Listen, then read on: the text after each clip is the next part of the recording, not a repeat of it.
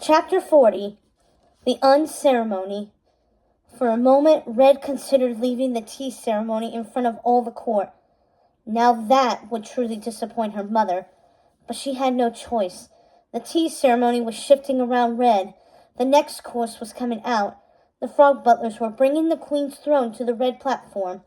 Another throne that Red had never seen before was carried from the shadows, and then a scroll on a velvet pillow arrived too, covered by a dome of red glass. But Red hardly noticed. Her friends were gone. Her only friends. The sick, stormy feeling that had churned through her stomach in the red desert came back with force. Red should have gone in alone. She should have pushed Chester and Ace away as soon as she'd gotten the chance. If she'd gone by herself to the pool of tears, they would still be themselves. Maybe the queen would even have let them go if she realized she couldn't use them as bait. None of this would have happened if Red hadn't cared so much. Caring about others gives them power over you. Carelessness? That's what puts the power back in your hands. It was a weakness, and the Queen of Hearts knew how to use it. Red felt a hardening in her chest as she willed her hands to stop shaking.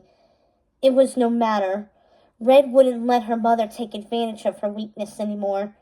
Red would ensure that there was nothing soft or vulnerable anywhere within her. Nothing for the Queen to crush. The Queen of Hearts cleared her throat.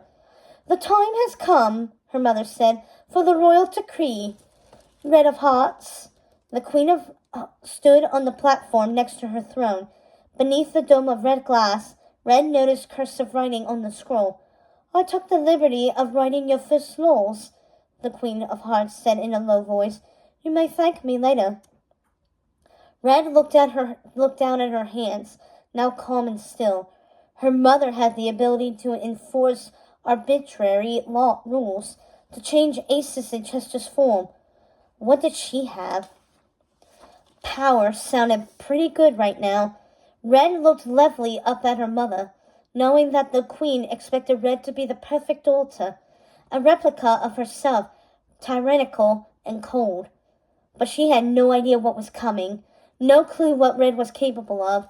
The Queen had taught Red everything she knew, but there was so much more to learn, so much Red could use to be the ruler Wonderland never knew it needed.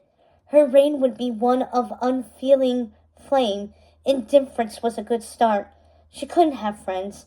No one could be hurt because of her again. She was never going to beat her mom at her own game. She was a solo act, and she was going to play by her own rules. "Are you ready?" her mother continued. "I am," said Red. "Every gathering consisting of more than 2 Wonderlandians must have a pre-approved purpose." She read aloud what her mother had written for her.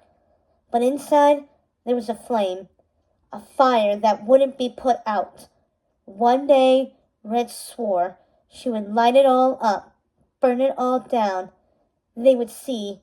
She was going to paint this town red.